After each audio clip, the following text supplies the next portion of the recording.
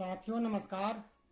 आज हम EPS pension 95 के बारे में ही बात कर रहे हैं, जिसके बहुत दिनों से लोगों को इंतज़ार था और लोगों को पूरा उम्मीद था कि बजट सत्र में सरकार या वित्त मंत्री इस पर कुछ अनाउंसमेंट करेगी। तो उसी पे हम बात कर रहे हैं। तो आप वीडियो को पूरा ध्यान से देखिए कि हमारा आखिर इस पे क्या हुआ और नहीं हुआ तो क्यों नहीं हुआ, इसके पीछे क्या रीज़न है, हम इसी पर बात कर रहे हैं। फिलहाल बजट में वित्त मंत्री ने हम लोग को निराशा ही किया। इन्होंने आश्वासन दिया था, पेंशन कमेटी को भी, श्रम मंत्री ने भी आश्वासन दिया था, सबने आश्वासन दिया था, लेकिन ये आश्वासन इनके लिए कोई नई नहीं है। सन 2022 में भी श्रम मंत्री ने आश्वासन दिया था। इतने नहीं, उन्होंने पूरा ईपीएफ को बोला था कि आप इसके लिए करिए, लेकिन ईपीएस फंड वालों ने अपने हाथ खड़े कर दिए थे। उन्होंने साफ बोला था कि हमारे पास फंड नहीं है। हाँ, सरकार यदि कुछ बजट में उसके लिए अलग से घोषणा करेगी तो संभव है। तो यही बात फिर अब 2024 में पूरे साल आंदोलन हुआ और जो पेंशन कमेटी के लोग हैं और यूनियन के लोग हैं, सबने श्रम मंत्री से मिला, वित्त मंत्री से मिले और सबने आश्वासन तो दिया, लेकिन इनका आश्वासन एक जुमला साबित हुआ है। बिल्कुल इन्होंने अभी तक जो उम्मीद था कि कुछ ना कुछ पेंशनरों के लिए करेंगे, मगर पेंशनरों के लिए इन्होंने कोई अभी तक घोषणा नहीं किया। आगे क्या, आगे अप्रैल में या आगे क्या करते हैं, इसके बारे में अभी पक्का कुछ नहीं कहा जा सकता है। तो इसके लिए जरूरी है कि आखिर ऐसा क्यों हुआ, घोषणा क्यों नहीं हुआ। सबसे मजे की बात यह कि जब बजट पेश हो रहा था तो प्रधानमंत्री मोदी जी उछल उछल के मैदे थपथपा रहे थे, यानी ईपीएस 95 पेंशनरों के ऊपर वो तमाचा मार रहे थे। इससे तो यही पता लगता है उन्होंने, क्योंकि सबने आश्वासन दिया था लेकिन किया कुछ नहीं। सरकार कहती है हमारे पास फंड नहीं है, ठीक है जी, सरकार कहती है फंड नहीं है। एमपी एमएलए या जो भी विधानसभा के सदस्य होते हैं, एमएलसी होते हैं, ये एक बार 5 साल के लिए जीत गए तो इनको जिंदगी भर के लिए मोटी पेंशन मिलती है। इसके लिए इनके पास पैसे हैं, फंड हैं।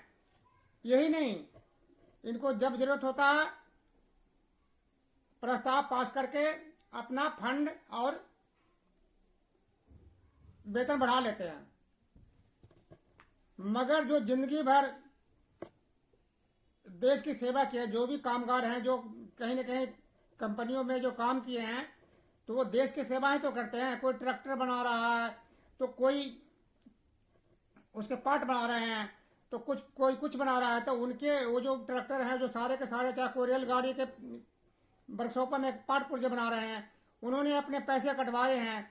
और देश में जो जिस तरह से हमारे देश की सेना जो है कि बॉर्डर पर लड़ती है, तो उनके लड़ने के लिए हथियार, ट्रक या जो भी पार्ट पुर्जे है, कौन बनाता है? मजदूर लोग ही तो कंपनियां बनाते हैं ना। सरकारी क्षेत्र में ही बनता है और निजी क्षेत्र में ही बनता है। योगदान दोनों का बराबर है, लेकिन जो जिंदगी भर निजी क्षेत्र में काम करिए और अपने पैसे भी कटवाए, लेकिन उनको लिए इनके पास कोई पैसा नहीं था। बस आप 3,000 रुपये में ही, 1,000 रुपये में ही गुजारा करो। इसमें कोई बहुत बड़ी रकम नहीं थी। ये चाहते तो कर सकते थे, मगर इन्होंने कोई घोषणा नहीं किया, इस पर कोई बात ही नहीं किया। आगे इस पे बात करेगा, होगा नहीं होगा, इस पर तो अभी कुछ नहीं कहा जा सकता। इतना ही नहीं, सरकार के जो बड़े बड़े उद्योगपति मित्र हैं, इन्होंने बैंक से अरबों डॉलर, अरबों रुपए का कर्ज ले रखा है। उस कर्ज को इन्होंने बट्टे खाते में डाल दिया, यानी कि वो कर्ज को माफ कर दिया।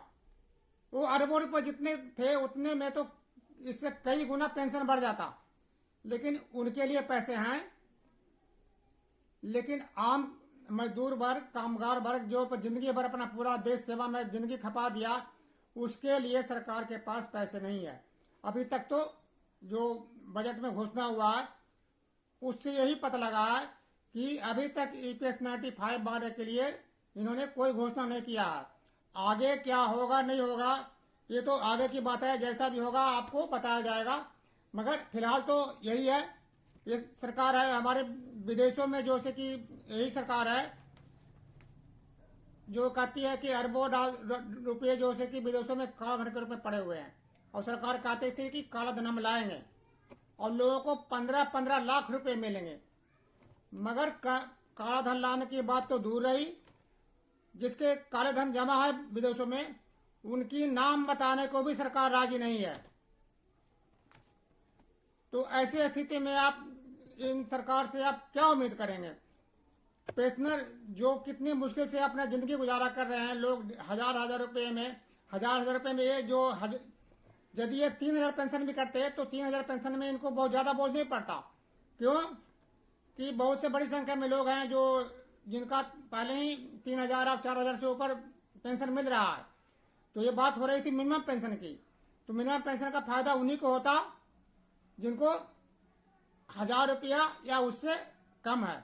लेकिन सरकार ने इनके लिए कुछ नहीं किया, अभी तक तो कुछ नहीं किया।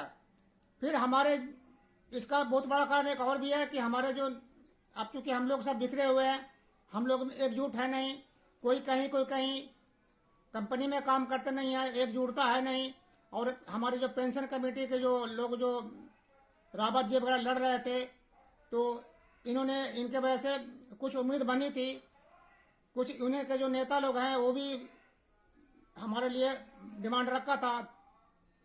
मगर एंड टाइम पर जो हमारे जो पेंशन कमेटी के लोग थे जो इनके लिए डिमांड कर रहे थे, ये 20 जनवरी से लेकर के 30 जनवरी तक इनको चाहिए था धरना प्रदर्शन या जो भी है अपना प्रदर्शन जारी रखना चाहिए था, क्योंकि सरकार कोई दबाव में ही काम करती है। मगर एंड टाइम पर ये शांत बैठ गई, ये भी ठीक नहीं है। इनको इसी टाइम सक्रिय होना चाहिए था और 20 तारीख से लेकर के 31 जनवरी तक इनको दबा करके धरने प्रदर्शन जुलूस निकालना चाहिए था, लेकिन इन्होंने शांत बैठ गए। ये भी ठीक नहीं था, इनको करना चाहिए था।